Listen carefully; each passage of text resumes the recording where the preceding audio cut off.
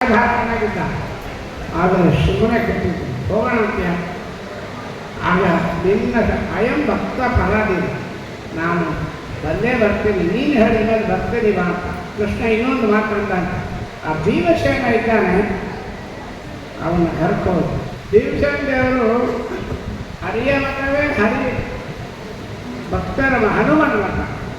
ಆಯ್ತು ಹೋಗೋಣ ಅಂತ ಬಂದರು, 3 ಜನ ಬಂದರು. ದ್ರೌಪದಿ ನೋಡ್ತಾರೆ, ನಮ್ಮ ಭೀಷ್ಮಾಚಾರ್ಯರು ಬಂದೇಳಮ್ಮ ಹರಿಗುರುಗಳೆಲ್ಲ ಕರ್ಕೊಂಡು ಬಂದಿದ್ವಿ, ಆದರೆ ನಾನು ಎಂಥ ಪಾಪ ಮಾಡಿದೆ, ಎಂಥ ಅನ್ಯಾಯ ಮಾಡಿದೆ, ನನ್ನಿಂದ ಎಂಥ ದೊಡ್ಡ ಕೆಲಸ ಆಗೋಯ್ತಲ್ಲಮ್ಮ, ನನ್ನ ನಾಲ್ಕು ಸಾಕ್ತಾ ಇದ್ರು, ಪಾಪ ಮಾಡಿದೆ, ಅನ್ಯಾಯ ಮಾಡಿದೆ, ಅಧರ್ಮ ಮಾಡಿದೆ, ಪಾಪ ನಡೆದೋಯ್ತು, ಪಾಪಿಷ್ಠನಾಗಿ ಆಗ್ತಾ ಇದ್ದೀನಿ.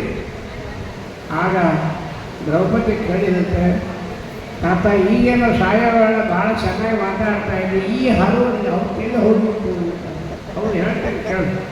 ಅವತ್ತು ಈ ದುರ್ಯೋಧನನ ದುಶ್ಯಾಸನ, ಈ ದುರ್ಯೋಧನನ ಮನೆ ಪಿಂಡ ತಿಂದು ತಿಂದು ತಿಂದು ದುರಾನ್ನ ಭಕ್ಷಣೆಗಳು, ಪರಮಾತ್ಮನಿಗೆ ಅನರ್ಪಿತವಾಗಿರ್ತಕ್ಕಂಥ ಪದಾರ್ಥಗಳನ್ನು, ಪರಮಾತ್ಮನಿಗೆ ಅರ್ಪಣೆ ಮಾಡಿದ ಪದಾರ್ಥಗಳನ್ನು ತಿಂದವರಿಗೆ ಯಾವ ಪರಿಣಾಮ ಆಗುತ್ತೆ ಅಂತ ಭೀಷ್ಮಾಚಾರ್ಯ ತೋರಿಸ್ತಾ ಇದ್ದಾರೆ. ಅವರಿಗೇನಾಗಿಲ್ಲ, ನಮಗೆ ತೋರಿಸ್ತಾರೆ.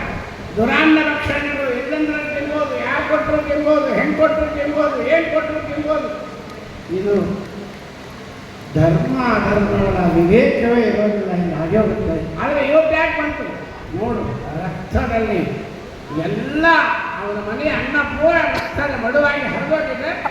ಈಗ ಮಾತಾಡ್ತಾ ಇದ್ದೀನಿ, ಕೃಷ್ಣ ಹೇಳಿದ, ಭೀಮ ಸ್ವಲ್ಪ ಈಗ ಭೀಷ್ಮಾಚಾರ್ಯ ಬಾಯಿಂದ ಶ್ರಾವಣ ನಾಮ ಹೇಳಿಸ್ಬೇಕು, ಅವನಿಗೆ ವಿಶ್ವರೂಪ ದರ್ಶನ ಕೊಡಬೇಕು. ನನ್ನ ನಾಮ ಬಾಯಿಯೊಳಗೆ ಬರಬೇಕಾದ್ರೆ, ನನ್ನ ದರ್ಶನ ಮಾಡಬೇಕಾದ್ರೆ ಗುರುಗಳ ಅನುಗ್ರಹ ಇದ್ದಾಗ ಆಗಲ್ಲ. ಟಚ್ ಮಾಡೋದು ಕುಂದವಂತೆ ಗುರುಭಕ್ತಿಯಾಗಿ ಕಥಾಪಸಕ್ತಿ ನಿರಂತರಾಗಿ ಗರಿಯ ವಿಶ್ವಗುರುವನ್ನು ಸುತ್ತ ಭಕ್ಷ್ಯಾದಿ ವಾಯು ಭೀಮಸೇನ ಹತ್ತಿರ ಹೋದರು.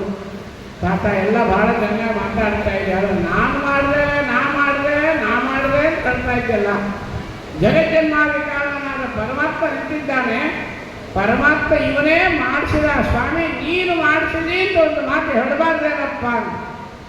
ಅಷ್ಟೇ ಸ್ವಾಮಿ ಎತ್ತುಬಿಟ್ಟ, ಸ್ಮರಣ ಮಾತ್ರ ಇಡೀ ವಿಷ್ಣು ಸಹಸ್ರನಾಮ ಬಾಯಿಂದ ಬಂತು. ಯಾವಾಗ ಸ್ವಾಮಿ ಮಾಡಿಸಿದ, ನಹಂಕರ್ತ ಹರಿಕರ್ತ ಮೊದಲು ಮಾಡಿಸಿದ.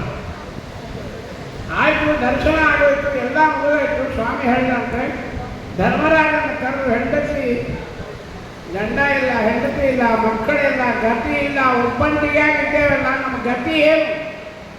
ಸ್ವಾಮಿ ಹೇಳ್ತಾನೆ, ಧರ್ಮರಾಜನ ಕರೆದು ಭೀಷ್ಮಾಚಾರ್ಯರಿಗೆ ದೇವ ಸಂಸ್ಕಾರ ಮಾಡು, ಕೆಲವೇ ನಿಮಿಷಗಳಲ್ಲಿ ಸಾಯ್ತಾ ಇದ್ದಾನೆ, ನನಗೆ ಅರ್ಜೆಂಟ್ ಕೆಲಸ ಇದ್ದಾನೆ, ಹೋಗ್ತಾ ಇದ್ದೀನಿ, ಕೊಟ್ಟೋಣ ನೀವು.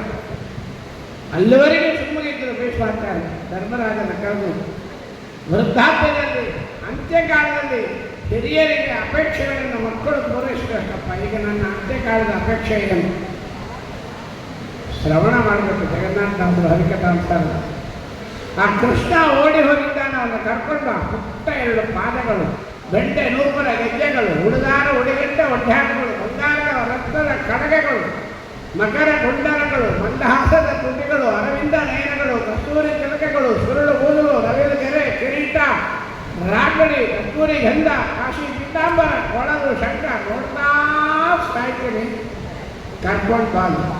ಧರ್ಮರಾಜ ಇದು ಹೊರಟೇ ಇಲ್ಲ, ಅಷ್ಟೊಳಗೆ ಎಲ್ಲೋ ಹೋಗಿದ್ದ ಕೃಷ್ಣ ಓಡಿ ಬಂದಂಥ ಶವಾಶ್ ಭೀಷ್ಮ, ಇಷ್ಟೊತ್ತು ಇಲ್ಲೇ ಇದ್ದೆ, ಅಷ್ಟು ಮಾತಾಡಿ ಹೋದೆ, ಇರೋ ಡೈರೆಕ್ಟಾಗಿ ಹೇಳೋದ್ಬಿಟ್ಟು ನಾ